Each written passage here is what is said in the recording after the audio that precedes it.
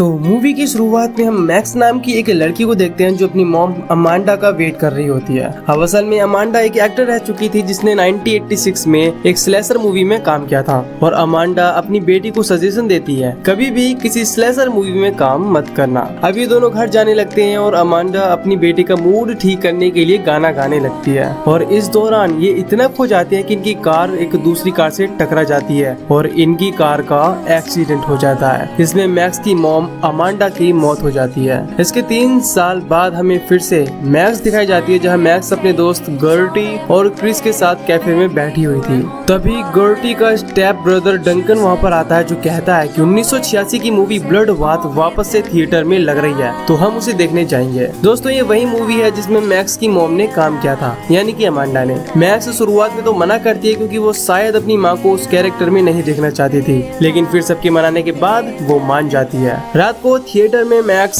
Chris, गर्टी का भाई Duncan और मैक्स की पुरानी दोस्त विकी भी वहाँ आती है। मूवी स्टार्ट हो जाती है और शो हाउसफुल था। सभी लोग मूवी देख रहे थे कि तभी एक आदमी अपनी शराब की बोतल नीचे गिरा देता है जो रोल होकर पर्दे से जा टकराती है और पूरे फ्लोर पर शराब हो जाती है और किसी का इस पर ध्यान नहीं जाता। फिर पास ही बैठा हुआ एक आदमी सिगरेट पीने लगता है जिसकी चिंगारी के चलते वहाँ आग लग जाती है और पूरा थिएटर भयंकर आग में जलने लगता है। तभी मैक्स को भागते वक्त एक बड़ा सा चाकू पड़ा हुआ मिलता है। वो अपने दोस्तों के साथ उस चाकू के जरिए स्क्रीन को काटकर वहाँ से भागने लगती है, पर तभी वो सभी लोग अचानक से बेहोश हो जाते हैं और जब इन पांचों की आँख खुलती है तो ये सभी लोग अपने आप को जंगल में पाते हैं। फिर ये सभी चलकर मेन रोड के पास आ जाती हैं और इनमें से किसी को कुछ भी नहीं पता चल रहा था कि ये सब असल में हो क्या रहा है। फिर कुछ ही देर में वहाँ पर वही कार, वही कैरेक्टर्स आते हैं जो मूवी में थे और ये सब देखकर इन्हें बहुत अजीब लगता है और एक पल को ये सोचने लगते हैं कि शायद ये सब कलेक्टिव ड्रीम देख रहे हैं, यानी कि एक ऐसा सपना जिसे कई लोग एक साथ देखते हैं। खैर ये कैरेक्टर वैन लेकर यहाँ से चले जाते हैं, पर ठीक 92 मिनट के बाद फिर ये वैन वापस आती है और इसमें वही कैरेक्टर बैठे हुए थे जो कि 1986 वाली ब्लड बाथ मूवी के कैरेक्टर्स थे और इस बार ये फिर से कैंप का पता पूछने लगते हैं। अब क्योंकि ये एक मूवी थी तो सब जानते थे कि क्या क्या होने वाला है और क्या चीज कहाँ पर है, इसीलिए ये कैंप का पता बता देते हैं। इसके बाद ये कैंप की तरफ चले जाते हैं। अब फिर से 92 मिनट बाद ये वैन वापस इसी रास्ते से गुजरती है और फिर से कैंप का पता पूछती है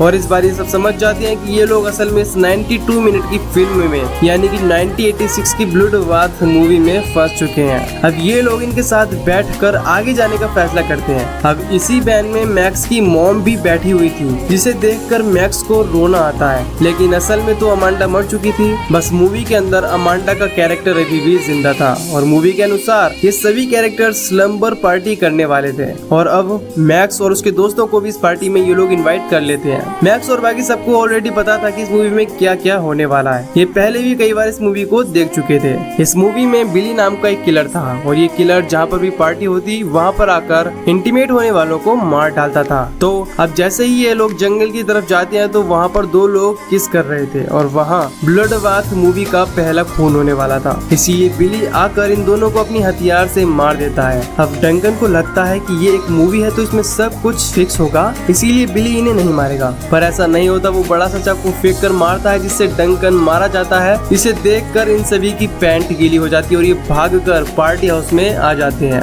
इसके बाद ये सब डिसाइड करते हैं कि आज रात को मूवी के किसी भी कैरेक्टर्स को इंटीमेट नहीं होने देंगे, इससे ये सभी लोग बच सकें। लेकिन मूवी के हिसाब से सभी मूवी कैरेक्टर्स इंटीमेट होने वाले थे और मारे जाने वाले थे, इसीलिए मैक्स, क्रिस, गर्टी और विकी हर एक कैरेक्टर के पास रहते हैं ताकि कोई भी गड़बड़ ना हो और इन्हें कोई भी प्राइवेसी नहीं दी जाए। तभी यहाँ पर एंट्री होती है पौला की जो 1986 की ब्लड बाथ मूवी की यानी कि इसी मूवी की इकलौती सर्वाइवर थी। यहाँ मैक्स की माँ जिसका मूवी में नाम नैन्सी होता है वो सीरियल किलर बिली यानी उस किलर की कहानी सुनाने लगती है जिससे मैक्स और उसके दोस्त मूवी के फ्लैशबैक में चले जाती हैं और इन्हें एक समर कैंप दिखाया जाता है जिसमें बिली था और कुछ बच्चे मिलकर बिली को सता रहे थे। बिली इनसे डर के एक आउट हाउस में छुप जाता है और बाकी बच्चे बिली को परेशान करने लगते हैं। ये बच्चे बिली को बाहर आने की धमकी देते हैं और जब बिली बाहर नहीं आता तो ये सभी उस आउट हाउस में पटाखे फेंक देते हैं जिसके चलते बिली का पूरा चेहरा बिगड़ जाता है और वो काफी घायल भी हो जाता है। लेकिन जब वो ठीक हो जाता है तो अपने जले हुए चेहरे को छिपाने के लिए एक मास्क बनाता है और बाद में बदला लेने के लिए एक बड़े से मैसेट से उन सभी को मार देता है, जिनकी वजह से उसका ये हाल हुआ था। अब इस फ्लैशबैक में जब बिली सबको मार रहा था तो कुछ खून के छींटे गर्टी के फेस पर आ जाती है और फ्लैशबैक सीन यहीं पर खत्म हो जाता है और ये वापस मूवी के प्रेजेंट टाइमलाइन में आ जाते हैं। अब जैसे ही सभी मूवी कैरेक्टर्स यानी कि Kurt, Paula, Nancy, Tina and Blake Gertie के चेहरे पर खून देखते हैं तो डर के मारे भागने लगते हैं। कर्ट और पाउला कार से भागने लगते हैं पर उनकी कार एक पोल से टकरा जाती है और अचानक कार रुकने की वजह से कर्ट कार से निकलकर आगे की ओर गिरता है और आधा टूटकर मर जाता है और फिर कार ब्लास्ट होने से पोला भी मारी जाती है और मूवी के अनुसार जो इकलौती सर्वाइवर पोला थी जो जिंदा बचने वाली थी वो उसमें मारी जाती है। अब इस मूवी की एंडिंग किसी और के हाथ होने वाली थी, इसीलिए Max Nancy, Tina and Blake को पूरी सच्चाई बताती है कि असल में हम सब लोग फ्यूचर से हैं और इस मूवी में फंस चुके हैं जो कि सालों बाद थिएटर में दोबारा लगी थी।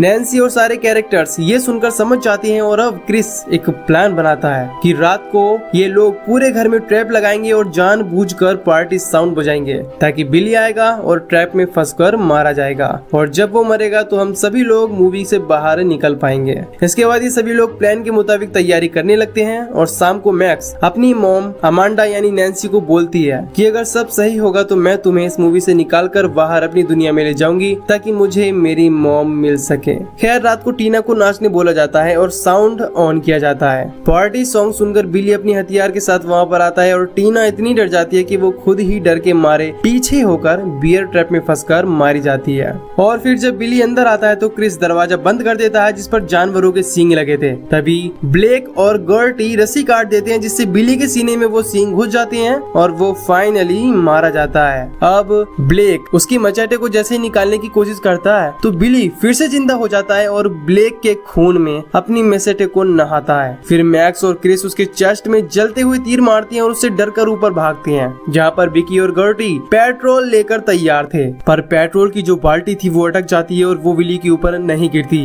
इसके बाद बिली इन दोनों के ऊपर अटैक कर देता है और इस बार विकी किसी तरह पेट्रोल गिराने में कामयाब हो जाती है और पूरे रूम में एक बड़ा सा ब्लास्ट होता है और उसमें विकी और गर्टी दोनों ही मारे जाते हैं। अब सिर्फ नैन्सी, क्रिस और मैक्स बचे थे और बिली इतने बड़े धमाके के बाद भी बच गया था और वो इनके पीछे पड़ जाता है। सभी लोग अब जंगल में जाते हैं पर जंगल में बिली क्रिस पर अटैक करके नैन्सी को उठाकर ले जाता है। मैक्स जख्मी हुए क्रिस को एक चर्च में ले आती है और उसे वहाँ छोड़कर वहाँ पड़े हुए एक हथियार को लेकर नैन्सी को ढूंढने निकल जाती है और जल्द ही वो नैन्सी को ढूंढ भी लेती है। इसे बांध कर रखा गया था। मैक्स उसे आजाद तो कर देती है पर पीछे से बिली आ जाता है और मैक्स को बहुत मारता है और एक चाकू से उसके पैर में गहरा घाव कर देता है। किसी तरह नैन्सी बिली के मचाटे से बिली को मारकर मैक्स को बचाकर चर्च में ले आती है और कहती है कि मूवी के हिसाब से सिर्फ एक लड़की ही जिंदा बचेगी जो प्योर वर्जिन होगी और इस वक्त में नैन्सी और मैक्स दोनों ही प्योर वर्जिन थी यानी कि दोनों ही फाइनल सर्वाइवर के लिए परफेक्ट कैंडिडेट थी। लेकिन नैन्सी मैक्स को बचाना चाहती थी और उसे बचाने के लिए वो किलर के सामने आ जाती है ताकि किलर उसे मार डाले और आखिरी सर्वाइवर मैक्स बचे जो किलर को मारे। अब मूवी के हिसाब से सिर्फ एक प्योर लड़की बची थी जो किलर को मारेगी, इसीलिए Max Billy the serial killer के ही मचाटे से उससे फाइट करने लगती है और आखिरकार वो बिली के सर को धड़ से अलग करने में कामयाब हो जाती है जिससे बिली द सीरियल किलर मर जाता है। इसके बाद ब्लड बाथ मूवी खत्म हो जाती है और जितने भी मैक्स के दोस्त थे वो सभी मूवी के बाहर आ जाते हैं और अब सभी जिंदा थे। सभी लोग अपने आप को एक हॉस्पिटल में पाते हैं। मैक्स अपने सभी दोस्तों को जिंदा देखकर काफी खुश थी पर जितने भी ये लोग थे इन सभी को जो भी हुआ था वो सब रियल में हुआ था क्योंकि इनके घाव अभी भी इनकी बॉडी पर थे। तभी हॉस्पिटल में हंगामा होने लगता है और फिर हम बिली को देख पाते हैं जो यहाँ हॉस्पिटल में आ जाता है और अब शुरू होता है कैंप ब्लड बाथ का सीक्वल क्रूअल समर यानी कि ये सभी इस मूवी के सेकंड पार्ट में आ गए थे और यहीं पर ये मूवी खत्म हो जाती है। तो दोस्तों अगर आपको ये मूवी की एक्सप्लेनेशन पसंद आई हो तो वीडियो को लाइक और चैनल को सब्सक्राइब जरूर कर दीजिए। बाकी मैं मिलूंगा आपसे न्यू वीडियो में। Till then take care, love you, bye bye.